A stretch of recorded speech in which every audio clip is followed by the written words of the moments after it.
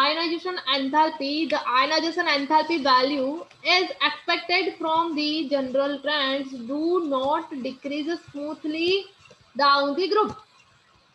अब स्मूथली ये डिक्रीज नहीं होती, ठीक है, क्या होता है, तो साइज के अकॉर्डिंग होगा ना। अभी तो हमने क्या स्टडी करा, साइज है उसमें कोई चेंजेस है, और कैसा चेंजेस, तो ड्यू टू स्क्रीनिंग इफेक्ट, ठीक है, पुअर है या तो ज्यादा है, तो पुअर के बारे में हमने स्टडी करा, तो उसके अकॉर्डिंग उसकी साइज भी हमने देखी। तो यहाँ पर देखो, the decreases from beryllium boron to aluminium is associated with increase in size. ना इसको एक minute,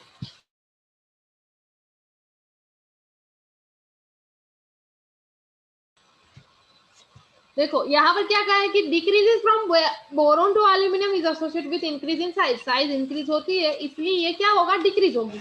the observed discontinuity in ionization enthalpy value between aluminium and gallium, तो इसमें डिसकंटिन्यूटी होगी, और कैसी डिसकंटिन्यूटी होगी कोई बताएगा? साइज है वो हमने स्टडी करा है क्या, कि टॉप टू बॉटम तो क्या है, इंक्रीज होती है, पर ये एक्सेप्शनल केस है गैलियम का, गैलियम है उसमें क्या है, तो उसकी साइज है वो तो कम हो जाती है compare to aluminium because of nuclear charge interaction to outer orbital, why, because poor screening effect due to the 10d electron, ठीक है, ये हमने स्टडी करा।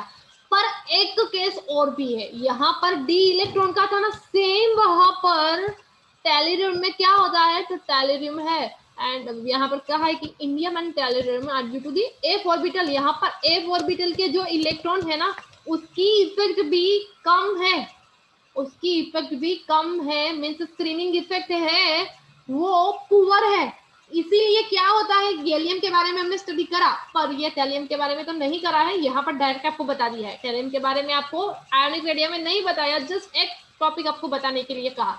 पर थैलियम की साइज मैम आ वस्तु खबर ना पड़ी मैम, हेलो आ इनेबिलिटी અને ગેલિયમ અને આની કેમ વધારે છે? इतनी एबिलिटी है नहीं जितना, जितनी वो शिल्डिंग इफेक्ट वो प्रोड्यूस करना चाहिए ना बी ऑर्बिटल को और एफ ऑर्बिटल को, एफ इलेक्ट्रॉन्स को जितना, जितनी स्क्रीनिंग प्रोड्यूस करनी चाहिए ना उतनी वो नहीं करता। टेलियम में एफ इलेक्ट्रॉन्स है उसकी उतनी स्क्रीनिंग नहीं है, और गैलियम में डी इलेक्ट्रॉन है उसकी उतनी स्क्रीनिंग नहीं है, ये प्रैक्टिकली स्टडी करा गया है, और आपको यहाँ पर मैम विवेक को अंदर ले लो, मैम विवेक को अंदर, उसका मैसेज आया है। ओके ले लेते हैं। पहले तो आप जो नाम रखते हैं ना भाई वही लेकर आया करो। आप क्या करते हो, पहले विवेक लिखते हो, देन आप विव के लिख के आ रहे हो, देखो उससे क्या लिखा है, ठीक है, नाम ठीक करके आना। अब देखो, तो ये पुअर स्क्रीनिंग की वजह से टेलिरियम की साइज है वो भी कम है कंपेयर टू इंडियम, ये भी एक्सेप्शनल केस है। वन बाय वन हमें वही स्टडी करना है, क्यों हमने ये पूरा पी ब्लॉक अलग से लिया, और क्यों ओनली 13 और 14 ग्रुप ही लिया, क्यों आगे वाला ग्रुप नहीं लिया, भाई नंबर ऑफ एक्सेप्शनल केस है वो हमें स्टडी करने हैं, देखना है, इसलिए तो ये એટલે मैम छोटे टॉपिक लिए। मैम 11th में सिर्फ 13 14 पीरियड है ना, ओनली 13 एंड 14 ही करना है, देन 15 16 17 जो भी है आपको 12 में करने हैं, ठीक है, ओके पूरा हो सिलेबस जाएगा। है यहाँ पर, तो आपको क्या करना है 13 और 14। चलो, अब which have low screening effect, उसकी स्क्रीनिंग इफेक्ट क्या है, कम है, to compensate the increase in nuclear charge.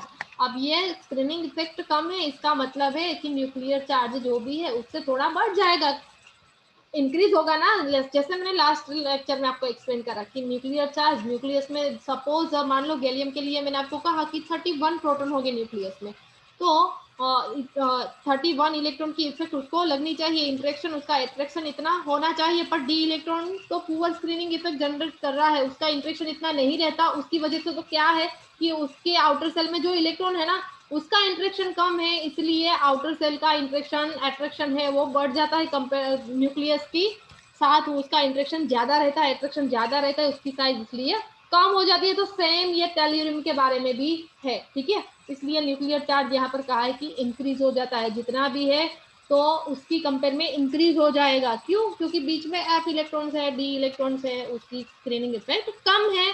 अब कहा है कि the order of ionization enthalpies as expected is delta IH1 greater than sorry, less than delta IH2 less than delta IH3 means आप first ionization enthalpy कम है compare to second ionization enthalpy और वो भी कम है compare to third ionization enthalpy and the sum of the first three ionization enthalpy for each of the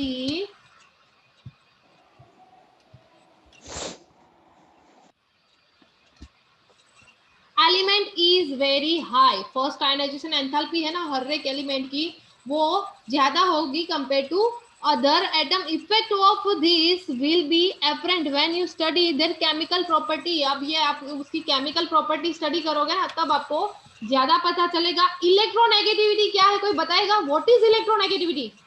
देखो ये हर एक इलेक्ट्रॉन गेन करने की क्षमता मैम। इलेक्ट्रॉन गेन करने की capability. Very good. Down the group electronegativity increase होगी कि डिक्रीज होगी? मैम डिक्रीज होगी। डिक्रीज डिक्रीज डिक्रीज होगी। Why it is decrease? Ma'am size increase होता है। ओके तकलीफ बढ़ जाती है। तकलीफ बढ़ जाती है। ठीक है। इलेक्ट्रॉन हाँ negativity first decreases from barrel boron to aluminium. देखो 1 बाय हम स्टडी कर रहे हैं and then increase marginally. Table 11.2 है इसमें आपको बताया है कि किसकी इलेक्ट्रोनेगेटिविटी ज्यादा है किसकी कम है। जहां पर क्या होगा न्यूक्लियर चार्ज आउटर सेल से थोड़ा कम होगा तो इसका मतलब है उसकी इलेक्ट्रोनेगेटिविटी थोड़ी ज्यादा होगी। इलेक्ट्रॉन गेन करने की कैपेबिलिटी उसकी ज्यादा होगी पर न्यूक्लियर चार्ज मींस न्यूक्लियस से आउटर सेल थोड़ी दूर होगी तो उसकी इलेक्ट्रॉन गेन करने की कैपेबिलिटी कम होगी। तो वो आपको टेबल में बताया है। This is because of the discrepancies in atomic size of the elements. अब आपको पता है कि चलो 13 नंबर का ग्रुप है इसमें आपको एक्सेप्शनल केस पता है कि भाई टेलिरियम की साइज है वो तो कम है कंपेयर टू इंडियम और गैलियम की साइज है वो तो कम है कंपेयर टू एल्यूमिनियम। तो डिपेंड्स ऑन इट इलेक्ट्रोनेगेटिविटी है उस पर डिपेंड करती है कि न्यूक्लियर चार्ज चलो कम है न्यूक्लियर चार्ज ज्यादा है गैलियम का कंपेयर टू एल्यूमिनियम तो उसकी इलेक्ट्रोनेगेटिविटी है वो ज्यादा होगी। ठीक है। ये देखो टेबल में आपको पता चलेगा 1 बाय 1। चलो इलेक्ट्रोनेगेटिविटी के बारे में पहले देखते हैं। टेबल नीचे ही दिया था इसमें कि ये प्रॉब्लम है करते हैं देन इसको ऊपर नीचे करना है तो थोड़ा ज्यादा ऊपर नीचे हो जाता है। देखो इलेक्ट्रॉनिक कॉन्फ़िगरेशन देन इलेक्ट्रोनेगेटिविटी और एटॉमिक रेडियस। पहले तो हमने क्या देखा है तो एटॉमिक रेडियस देखा और आगे क्या दिया है बोरॉन और बोरॉन देन एल्यूमिनियम देन क्या है गैलियम देन साइज क्या होनी चाहिए आप देखो कि रेडियस है और कंटिन्यूसली हमें इंक्रीज फॉर्म में मिलनी चाहिए। इसकी कंपेयर में ये ज्यादा है पर इसकी कंपेयर में एल्यूमिनियम की कंपेयर में गैलियम की कम है। ठीक है। ये एक्सपेरिमेंटली प्रूफ हुआ है। ये डायरेक्ट डेटा आपको दे दिया है। देखो इसकी इंडियम की तो ज्यादा है पर इसकी कंपेयर में ये टेलिरियम की क्या है सॉरी ये इंडियम की ज्यादा है देन टेलिरियम की इससे भी ज्यादा है। ये क्यों हुआ? हमें तो अभी क्या बोला गया था टेलिरियम की वो कम है और क्यों कम है ये 14F इलेक्ट्रॉन है उसकी वजह से कम है ऐसा कुछ बोला गया था ना। आयनाइजेशन एंथैल्पी है उसके बारे में क्या अभी देखा हमने?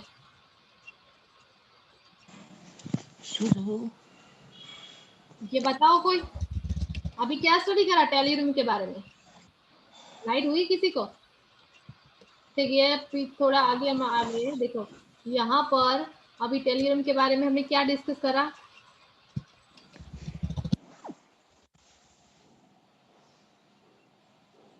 Ionization enthalpy between indium and tellurium are due to inability of d and f orbital which have low screening effect। ये f orbital की वजह से उसकी screening effect कम है तो उसका न्यूक्लियर चार्ज है वो मैम आज वस्तु मन समझ नहीं આવતી मैम સ્ક્રીનિંગ ઇફેક્ટ કેમ કમ છે એમાં બધા ફૂલ્લી ફિલ છે તો પછી સ્ક્રીનિંગ વધારે હોવી જોઈએ ને। वही ना बस वही क्वेश्चन हर एक को रहता है। और एक आप थिंक मान लो कि ये एक्सेप्शनल केस है भाई हर एक में एफ ऑर्बिटल होगी हर एक में डी ऑर्बिटल होगी क्यों स्पेशल इसके लिए बोला? स्पेशल आपको रीजन दे दिया है कि भाई डी ऑर्बिटल है डी इलेक्ट्रॉन है उसकी वजह से पुअर स्क्रीनिंग इफेक्ट जनरेट हो रही है इसकी वजह से उसकी साइज है वो कम है। ये एक्सेप्शनल केस है ये तो आपको मानना ही पड़ेगा। यही रीजन है आप जिसमें भी देख लो यही रीजन है। और ये आपको प्रैक्टिकली बता दिया है डायरेक्ट थियोरिटिकल प्रैक्टिकल करके थ्योरी में बता दिया है कोई प्रैक्टिकल आपको नहीं बताया या तो कोई हम लैब में नहीं करने वाले ये प्रैक्टिकल। ठीक है। तो ये तो आपको थोड़ा कंफ्यूजन रहेगा, पर आप वन बाय वन देखोगे ना, डे बाय डे, कि भाई ये क्यों है, ये क्यों, कंटिन्यू आप देखोगे आपको पता चल जाएगा कि यस ये तो हमें मानना ही पड़ेगा। जैसे हम भी आपकी जैसे थे 11th 12th में, तो हमें भी यह प्रॉब्लम था, पर मानना ही पड़ा, क्योंकि बीएसए में भी यही स्टडी करा, एमएससी में भी यही स्टडी करा, तो बस मानना ही पड़ता है, जो एक्सेप्शनल केस है उसको। ठीक है, तो ये एटॉमिक साइज के अकॉर्डिंग इलेक्ट्रोनेगेटिविटी में भी थोड़ा चेंजेस आता है। अब देखते हैं प्रॉपर्टीज। फिजिकल प्रॉपर्टीज सिलेबस में है नहीं, देखो 11.1.4 ये टॉपिक सिलेबस में है, और 1.5 वाला टॉपिक है 11.1.5 ये सिलेबस में नहीं है। Boron is non metallic in nature, it is extremely hard and black coloured solid, it exist in many allotrope forms. Due to very strong crystalline lattice, boron has unusually high melting point. Rest of the member are soft metal with low melting point and high electric conductivity. ये किसके बारे में है? Boron के बाद वाले element है उसके बारे में बताया है कि बाकी के एलिमेंट्स है वो सॉफ्ट है और उसका मेल्टिंग पॉइंट है वो भी कम है और उसकी कंडक्टिविटी है वो ज्यादा है। It is a worthwhile to note that gallium with unusually low melting point, ये गैलियम है उसका मेल्टिंग पॉइंट है वो कम है, और वो कितना है 303 kelvin, could exist in liquid state during summer, ये समर में लिक्विड स्टेट में आ सकता है। गैलियम है वो समर की सीजन में लिक्विड फॉर्म में रहता है। It's high boiling point 2676 kelvin makes it A useful material for measuring high temperature. ये किसके बारे में कहा है? हाई बॉइलिंग पॉइंट, देखो किसके बारे में हम बात कर रहे हैं, तो गैलियम है ना वो लिक्विड फॉर्म में आता है, पर लिक्विड फॉर्म में समर में रहता है, पर उसका बॉइलिंग पॉइंट है ना वो तो काफी ज्यादा है। उसको बॉइल करेंगे तो हमें टेम्परेचर उतना देना पड़ेगा तब जाके वो बॉइल होगा, उसको हीट देंगे तब जाके वो बॉइल होगा। तो उसका यूज इसलिए ज्यादा है, useful material for measuring high temperature अगर हमें मेजर करना है कितना है तो उस यूटेंसिल में ये यूज करा जाता है।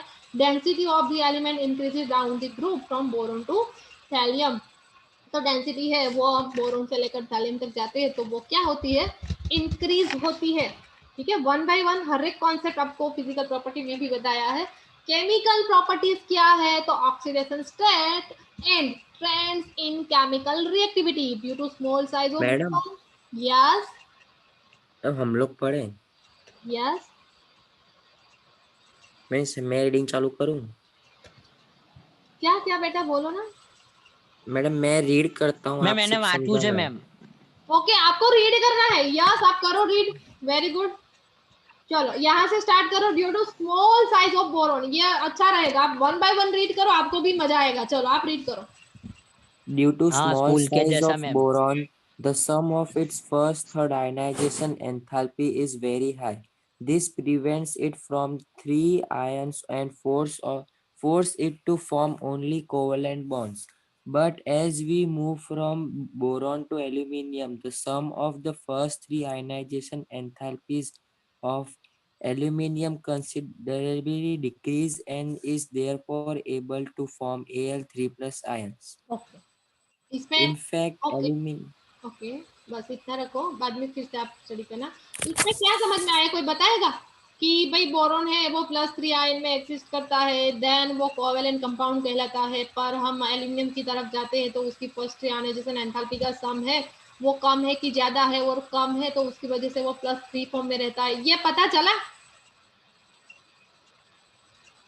हम्म यस और नो, क्योंकि वो ये तो ऑलरेडी हम स्टडी कर चुके हैं ना कि वो हम्म +3 में एग्जिस्ट करता है और वो कोई ओनली कोवेलेंट कैरेक्टर में रहता है, परंतु हम एलिमेंट की तरफ जाते हैं तो उसमें first reionisation enthalpy, first reionisation enthalpy का मतलब पता है?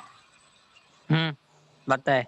पता है राइट, तो उसका सम बोरॉन का जो सम है ना फर्स्ट रीआयोनाइजेशन एंथैल्पी कंपेयर में ये एल्यूमिनियम का क्या है, ज्यादा है कि कम है?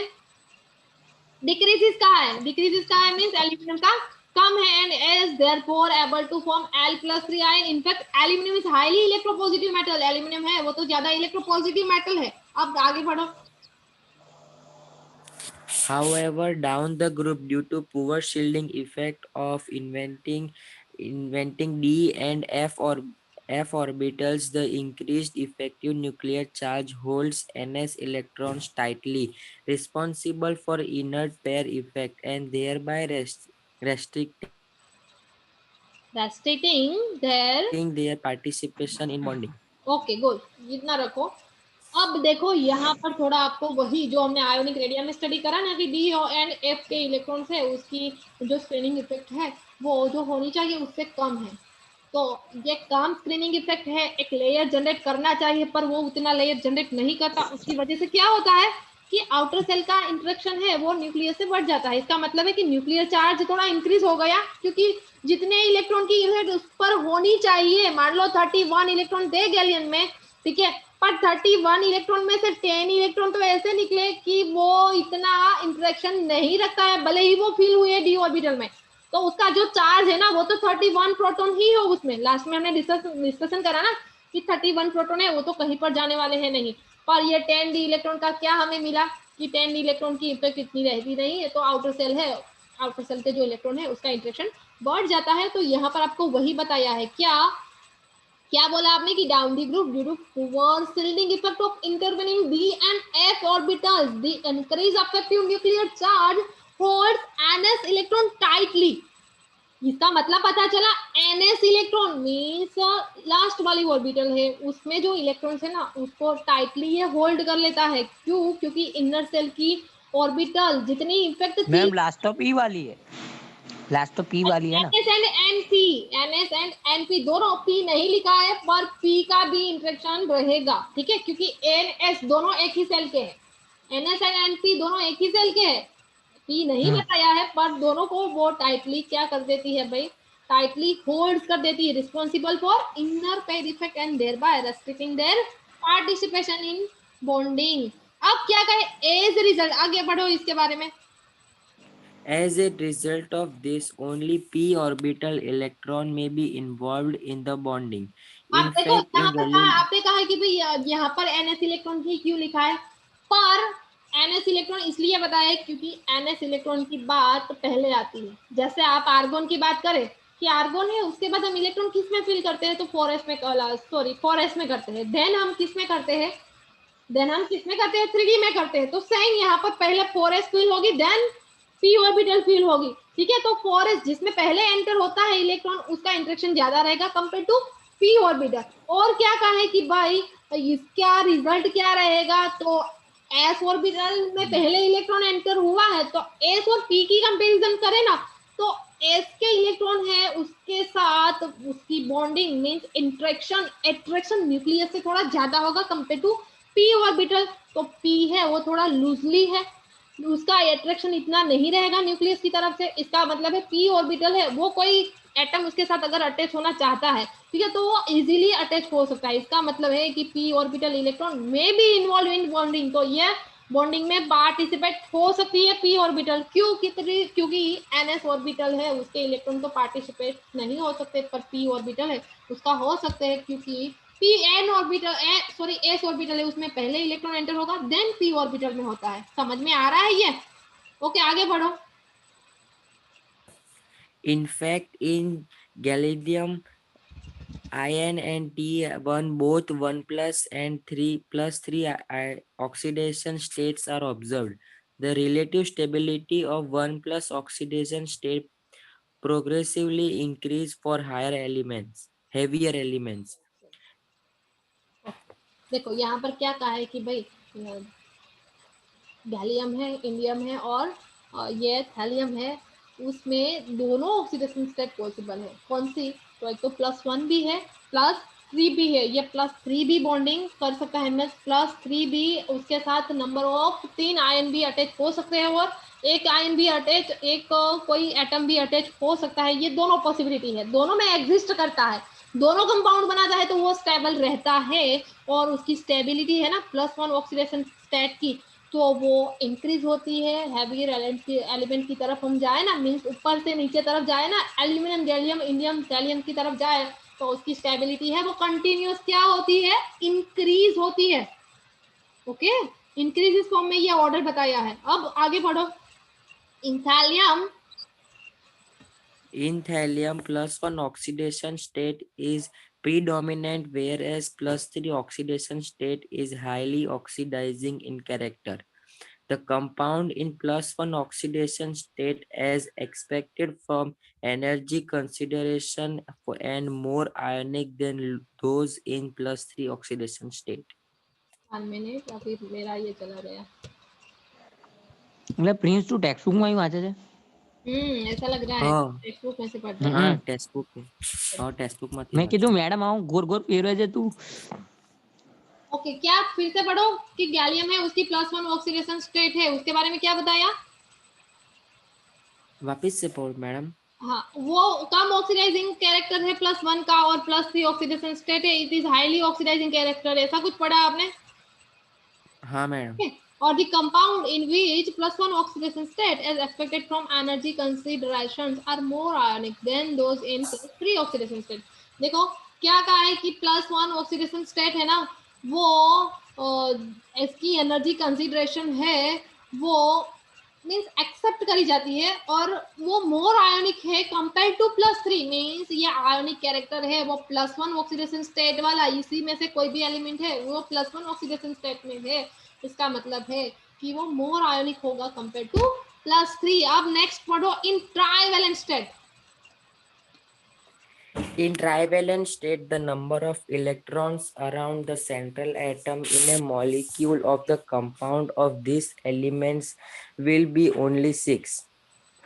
Such electron deficient molecule have tendency to accept a pair of electron to achieve stable electronic configuration and thus behave as Lewis acid.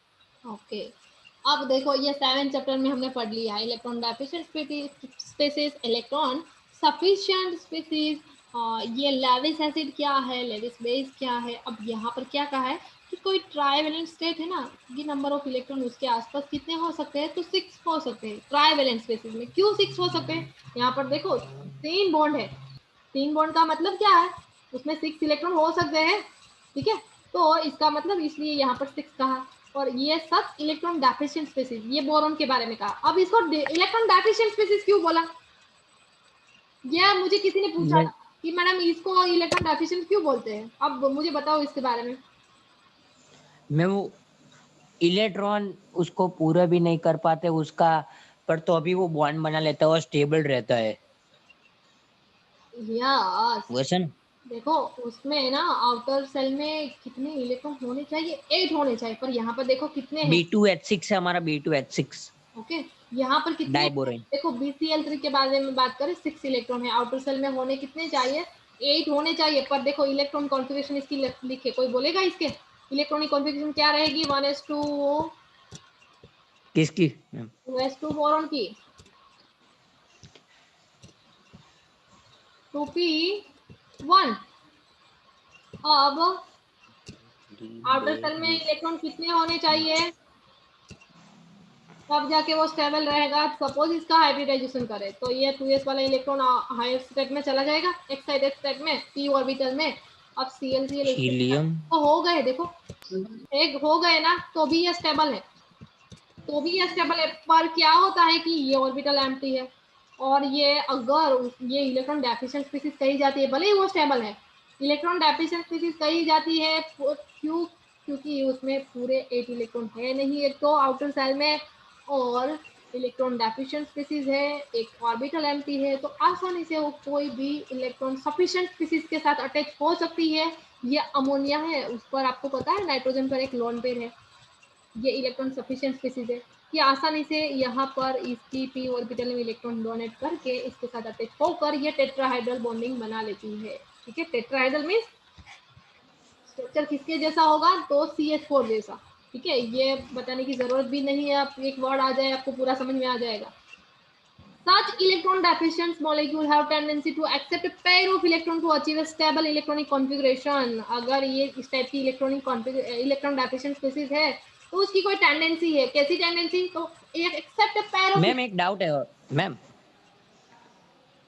ये N3 माइनस है, N3 माइनस, N3 माइनस है ना, हाँ, उसका शेप क्या होगा? N3 माइनस का shape निकाला उसके अकॉर्डिंग, इलेक्ट्रॉन पेयर करके निकाला। मैम उससे तो नहीं आएगा, नहीं आ रहा है उससे, तो वो प्लानर होगा, प्लेनर से पाएगा दोनों मैम साइड। प्लेनर रॉन्ग है आपका, प्लेनर रॉन्ग है, इस टाइप, किस टाइप का है? आंसर लीनियर है मैम। हाँ तो वही ना, ये प्लेनर, प्लेनर का मतलब क्या है? लीनियर ही है ना। मैम प्लेनर, प्लेनर अलग है मैम, प्लेनर का हाइब्रिडाइजेशन sp2 होता है, इसका sp होता है। लीनियर ही आएगा। प्लेनर वर्ड निकल गया, ये आप बोल रहे हो सही हो। सपोज हम SO2 की बात करें, ठीक है, SO2 नहीं पर प्लेनर की बात करें, मान लो H3BO3 टाइप का स्ट्रक्चर आएगा, तब आपको पता चलेगा ये प्लेनर है। क्यों? क्योंकि एक ही प्लेन में है, तो ये वर्ड निकल गया, इन लीनियर होगा। मैंने स्ट्रक्चर लीनियर ड्रॉ करा पर बोला प्लेनर, ठीक है, प्लेनर नहीं आएगा, ये आप राइट हो। स्ट्रक्चर उसका मैम प्लेनर कैसे आएगा ये तीन, देखो, इसका मैम हाइब्रिडाइजेशन से निकाले तो क्यों नहीं आ रहा है?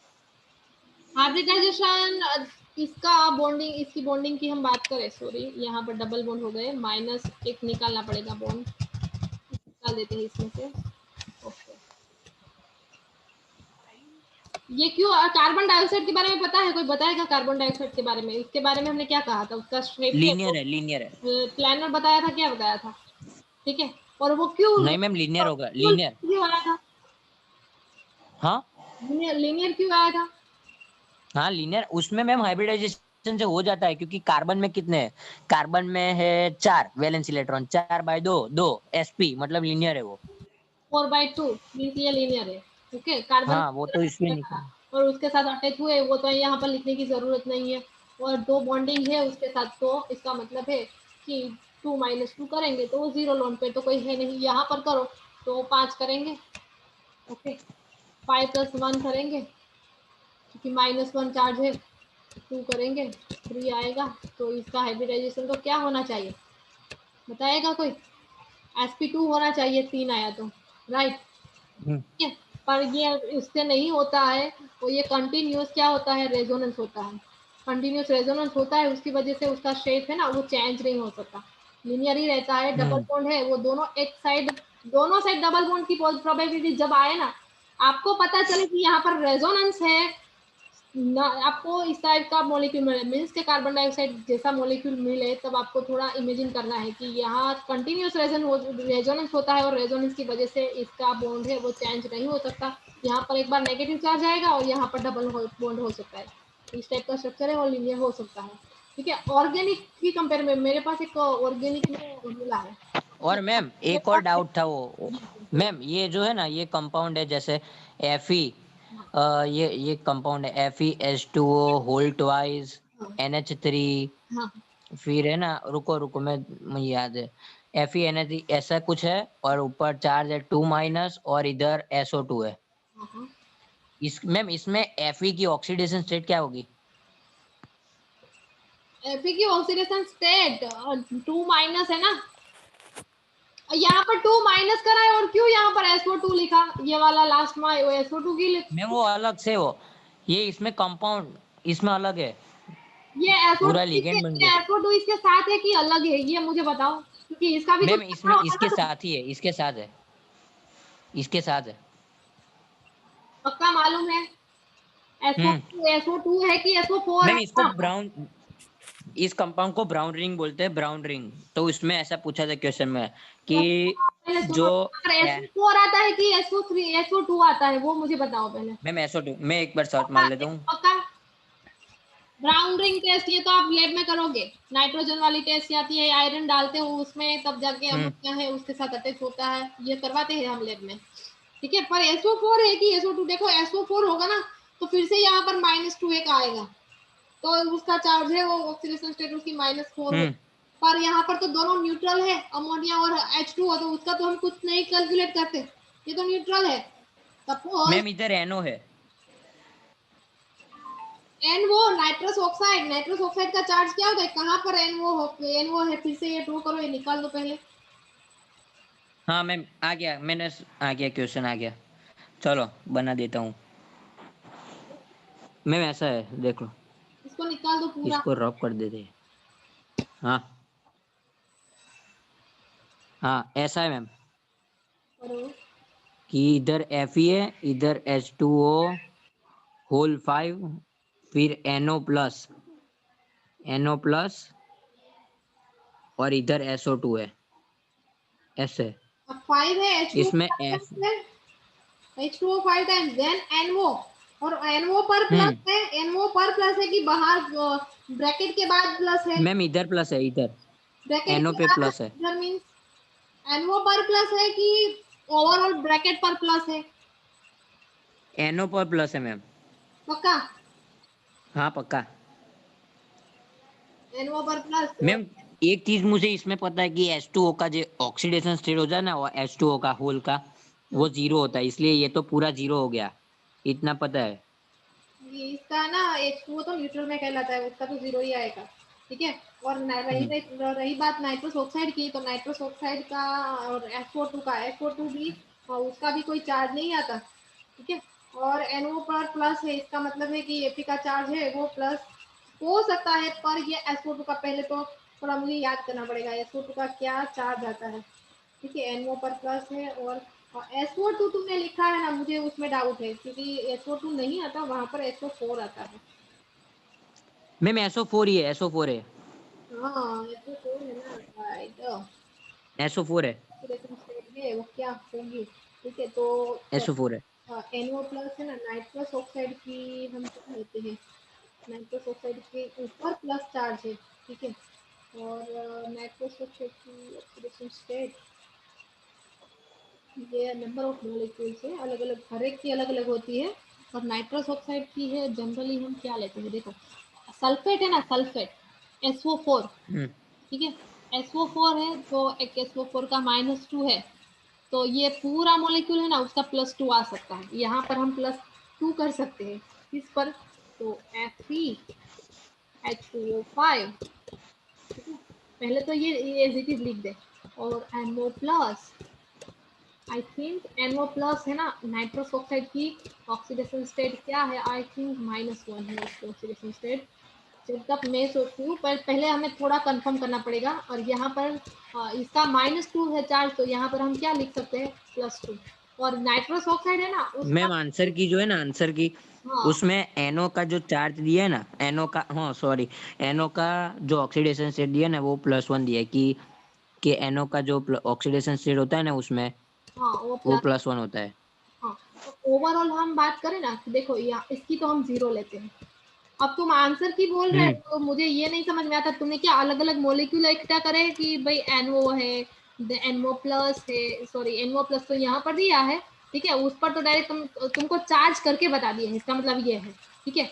और यहाँ पर इस तरह से में भी NO माइनस फॉर्म में भी आ सकता है, या तो NO2 है, बीच में NO2 भी लिख सकते हैं, ठीक है। तो उसकी ऑक्सीडेशन स्टेट क्या है, ओवरऑल NO2 है, मान लो कि NO3 है, उसकी हम क्या लेते हैं, ओवरऑल -1 लेते हैं, पता है ना आपको, NO3 अगर आ गया तो क्या लेते हैं, -1 लेते हैं, ठीक है। तो मैम ऐसा होता है क्यों?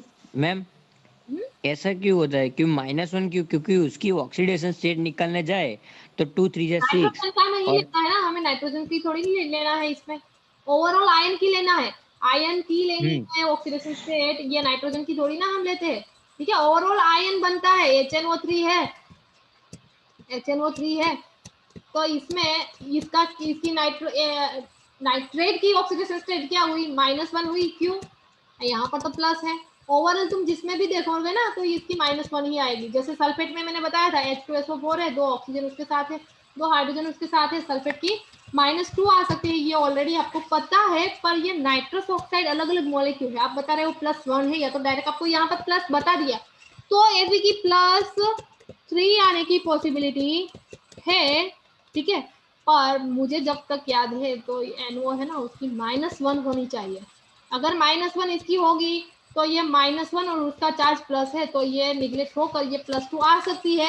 इसमें थोड़ा मुझे कंफ्यूजन है, ठीक है। ये आपके पास है लिस्ट तो आप मुझे अभी बताओ, और लिस्ट नहीं है तो मुझे ये वो मेरा कौन कौन सी बुक कर रहे हैं? हेलो देवेन, बोलना भाई। कई कई बुक कर रहे एक्स्ट्रा? अला एम्स नो प्रीवियस इसको ईयर हो तो इसको आओ। एक नहीं, इसको एक रख दो, ठीक है। नेक्स्ट टाइम हम इसका डिस्कशन करते हैं, मुझे भी आपको थोड़ा हम्म। बताना पड़ेगा क्योंकि मेरे पास जितने मॉलिक्यूल्स है वो थोड़ा हम डिस्कस कर लेंगे, तो ये इंटरेस्टिंग टॉपिक है। चलो अब नेक्स्ट पढ़ो, the tendency of behave Lewis acid, यहाँ से पढ़ो please. The tendency to behave a Lewis acid decrease with the increase in the size down the group. BCl3 easily accepts a lone pair of electrons from ammonia to form BCl3NH3. Tendency है Lewis acid वाली वो decrease होती है to bottom, ठीक है, तो आपको ये याद रखना है। और ये इजीली एक्सेप्ट करके लोन पेयर ऑफ इलेक्ट्रॉन किसकी, अमोनिया की क्या बना देता है, BCl3NH3 मॉलिक्यूल, और जिसका स्टेट है वो क्या होगा, टेट्राहाइड्रल। और क्या कहा है नीचे, LCl3, बोलो आगे पढ़ो ये। The tetravalent state, most of the compound being covalent, are hydrolyzed in water for sample. Example, the trichlorides and on hydrolysis in water from tetrahedral MOH4 minus species. Okay The hybridization state of the element M is sp3. Okay, बस ये इतना रखो।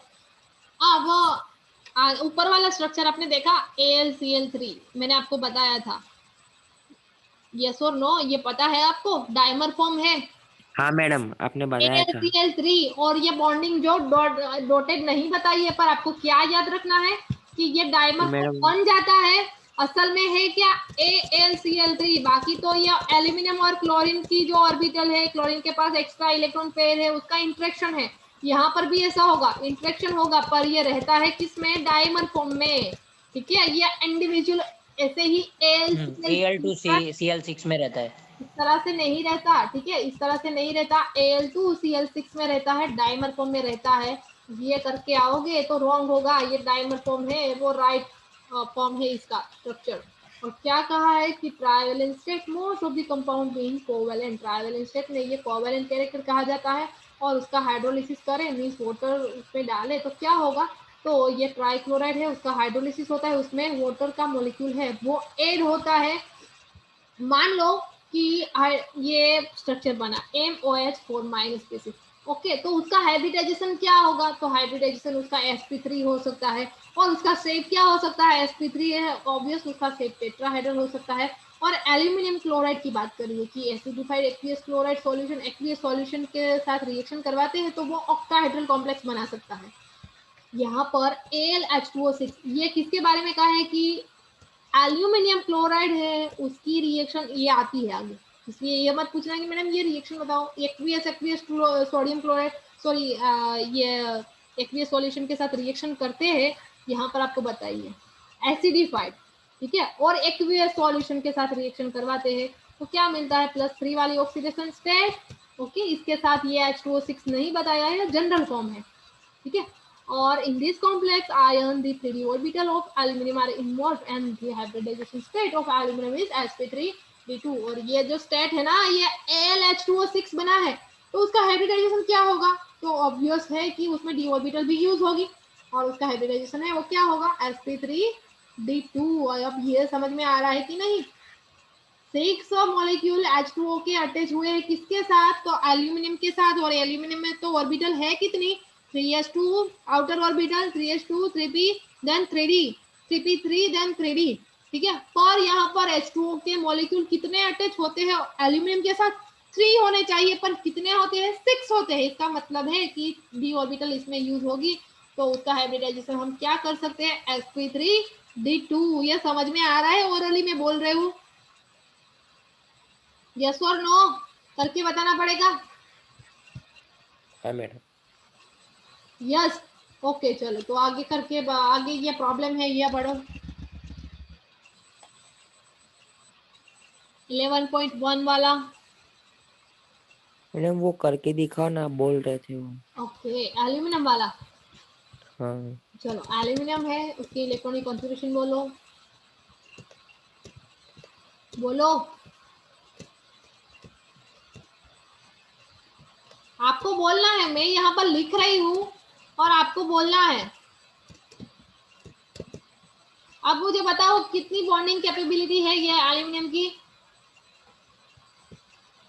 देखो सब मैं ही करूंगी तो जरूरत क्या है, आपको साथ में बोलना है, क्वेश्चन है तो आपको भी क्लियर होना चाहिए कि 3 बॉन्डिंग कैपेबिलिटी है, क्यों, अगर इसका हाइब्रिडाइजेशन हम करवाए तो इस तरह से हो सकता है, 3 एटम उसके साथ अटैच हो सकते हैं। कोई भी ले लो, यहाँ पर H2O मॉलिक्यूल है वो अटैच हुए, यहाँ पर मान लो कि H2O इसके साथ एक ऑर्बिटल, यहाँ पर एक ऑर्बिटल, बाकी के H2O मॉलिक्यूल, तो बाकी के H2O मॉलिक्यूल 3 है, तो वो किस तरह से अटैच हुए, तो ये एंटी ऑर्बिटल है, ये 5d ऑर्बिटल है, यहाँ पर H2O एक मॉलिक्यूल है वो अटैच हो गया, एंटी ऑर्बिटल है, आसानी से वो अटैच हो सकता है। ठीक है, वो ये मॉलिक्यूल स्टेबल है वो बोला है, ऑक्टाहेड्रल तो बताया ये स्टेबल है। अब आप बताओ कि इलेक्ट्रॉनिक कॉन्फ़िगरेशन क्या होगी। एक तो क्या कहा है हाइब्रिडाइजेशन उसका, sp3d2 कहाँ से हम लेते हैं, तो ये s ऑर्बिटल है, ये p ऑर्बिटल है, कितनी है p ऑर्बिटल, 3 ऑर्बिटल यूज हुई और 2 d ऑर्बिटल यूज हुई, इसका मतलब sp3d2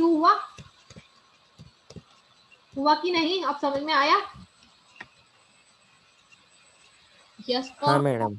यस ना, यस मैडम। गुड। हम्म। चलो अब प्रॉब्लम पढ़ो ये 11.1। Standard electrode potential values E negative for Al3 plus slash A aluminum is minus 1.66 volt and that of T TL3 plus is plus 1.26 volt. Predict about the formation of M3 plus ion in solution and compare the electropositive character of the two metals. अब देखो electrode potential किसी जगह पर theory में आया है electrode potential, तो भी आपको प्रॉब्लम दे दिया। हर एक में ऐसा करा है कि इलेक्ट्रोड पोटेंशियल थोड़ा थियरी में दिया कि भाई इलेक्ट्रॉन पोटेंशियल की वैल्यू ज्यादा है या तो कम है ना, तो रेडिएशन पावर आपको इस तरह से करना है। ठीक है, यहाँ पर भी डायरेक्ट क्वेश्चन पूछ लिया क्या, तो कि यहाँ पर माइनस वैल्यू है -1.66 एल्यूमिनियम +3 बाई एल्यूमिनियम के लिए, और टेल्यूरियम +3 बाई टेल्यूरियम के लिए प्लस 1.26 वोल्ट है। तो ये बताओ कि +3 आयन है वो किसमें ये फॉर्मेशन होता है, और इलेक्ट्रोपॉजिटिव कैरेक्टर दोनों में से किसका ज्यादा है। ठीक है, ये बताया है फॉर, ये प्रॉब्लम दिया है ना, उस पर से आपको थियरी में कुछ नहीं दिया है इन्फॉर्मेशन, इसका मतलब है ये इस पे से आपको पता चलेगा कि आपको क्या याद रखना है। देखो स्टैंडर्ड इलेक्ट्रोड पोटेंशियल वैल्यू है दो हाफ सेल रिएक्शन की, suggest that aluminium has high tendency to make aluminium +3 ion, whereas tellurium plus is not only unstable in solution but in a powerful oxidizing agent also. Thus Tl plus is more stable in solution than Tl+3। क्या क्या कहा है कि standard potential की value ये suggest करती है कि अगर इसकी वैल्यू माइनस की फॉर्म में ज्यादा है तो उसका इलेक्ट्रोपॉजिटिव कैरेक्टर है वो ज्यादा होगा, माइनस में ज्यादा है, -1.26 किसके लिए थी, एल्यूमिनियम के लिए थी।